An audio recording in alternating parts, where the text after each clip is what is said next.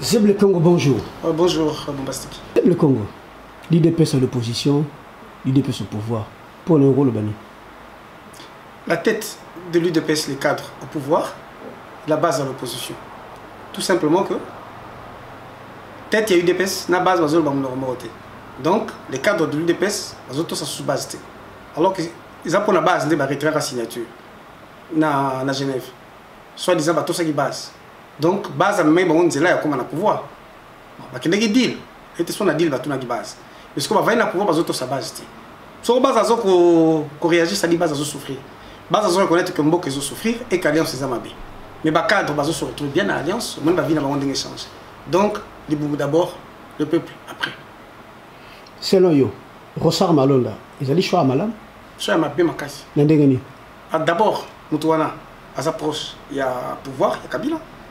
Bon, c'est un même candidat, je crois, dans l'alternance pour la République. Je crois que dans la candidat, je crois, il y a alternance, je ne sais pas où il y a membre, même il y a un parti politique Moko, avant, comme secrétaire exécutif. Moutouana a eu plusieurs fois. Proche à Corneille Nanga, donc proche à pouvoir, il a réuni Belé à Kingakati. C'est pas. Ça sort pas du hasard. Et puis, FCC a pesé qui trop lourd sur les pasteurs pour la choix. Donc, FCC s'est impliqué trop dans Moutouana. En tout cas, ce n'est pas par hasard, ce n'est pas pour perdre. Voilà pourquoi il y a une division au sein même il y a la confession religieuse parce qu'on ne comprenait pas. Mais question est allée sur Moutouana to Moutouné Zali. Comment va voter parce que tout va wangana wangana ye.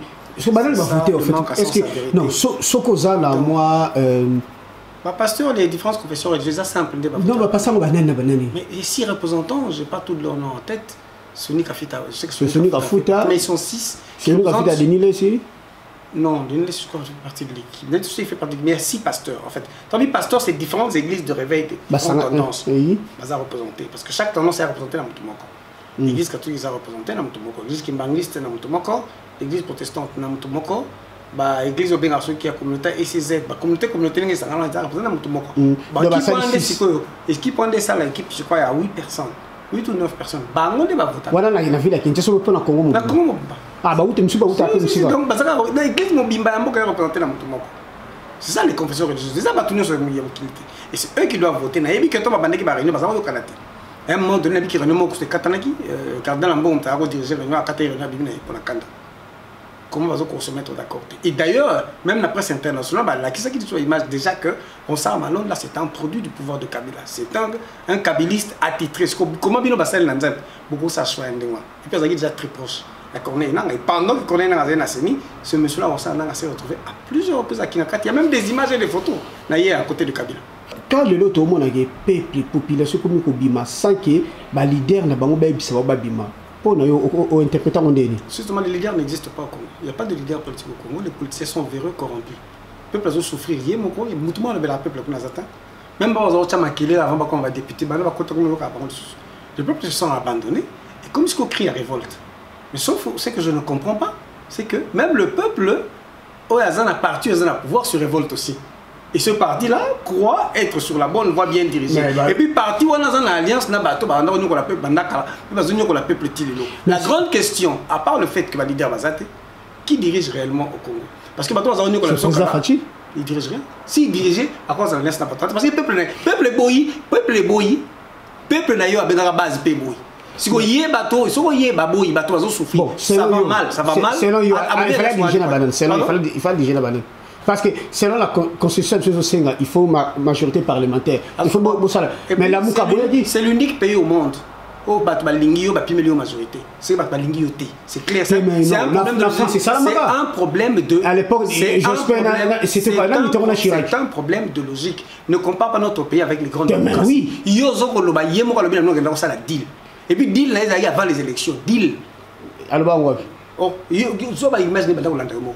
So ça image na Hollande côté na YouTube mo Hollande. Deal abandonne la négociation avant. Déjà, c'est pas la dernière minute que quoi acquérir majorité sur qui na groupe ou ils ont majorité aucun na groupe sous. Et bateau peuple a Kanya sanctionné parce que nous faut jamais oublier nous sommes là dans un contexte d'occupation. Bateau bon Nous sommes dans un contexte d'occupation et au bazar que là où tu es en occupation bombastique, on ne joue pas avec. quand les armées étrangères viennent chez vous, s'installent, so vous avez une armée libanais, côté à commis général, non, parce que les bino de vous permettre, pas congolais. Voilà, quand les Congolais maintenant se rendent compte, on pouvoir aller affaiblir, si vous avez Sangani, pour tout combattre la situation dangereuse, il y a le mot Sangana sous la batouana, et il y a une majorité en dé. Ça va, c'est le Congo. En tout cas, si vous marchez au Congo, pour nous marcher, il y a les 13, au moins, il y a la Mouka. Dans un contexte, il y a marche, il y a bateau, il y a marche, il y a bateau, il y a bateau. Bon, donc, normalement, toi, tu souhaites quoi? Marche, ça marche, il y a contestation peuple. Le peuple a contesté, le peuple ne va continuer à contester. Azala la Mouka, Azala la Pongi, Azala UDP, Azala quoi, c'est le peuple congolais qui se révolte. Il y a bien à 100 valider là-bas. Donc moi, je considère tout ça comme le peuple congolais qui dit non à la médiocrité, non à la méchanceté. Le peuple a la Mouka marché, le peuple a UDP. Pour la Mouka UDP, c'est le peuple congolais qui souffre. Et là encore, c'est là que je te dis, si tout le peuple rassemblé a souffert, a boire les camps, et qu'à la tête du pays, il y a un président qui l'accepte, c'est qu'il n'est pas un président parce qu'on est président pour le peuple. S'il y a des députés réellement, on dit maintenant parce que le Parlement approuvant, c'est qu'ils ne sont pas là pour le peuple.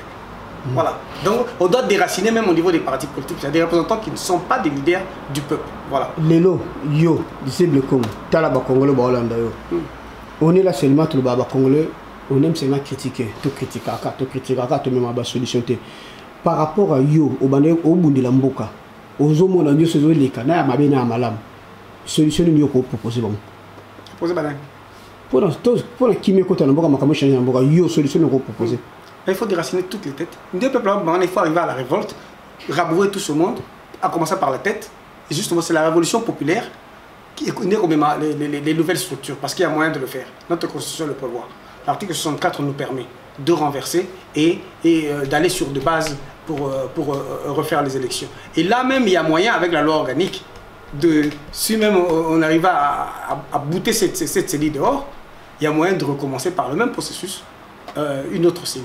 On est allé au grand jour, tous ceux qui sont mes pensées personnelles et sur lesquelles on est en train de travailler. Mais est-ce que ce que le bien on le soit ce qu'on a le bon pas nous sommes là. Ah, des fois, il monte ça là. Mais si c'est un gars une équipe, donc on va faire le parti tant que on a tourné un point. Toi aussi, tu as un visage comme un content. On a élu du peuple. Mon travail, ma lutte, c'est pas pour le comment.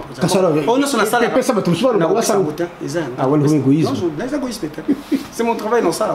Merci beaucoup, Bastien. La montre tout ce qu'il y a pour la lutte.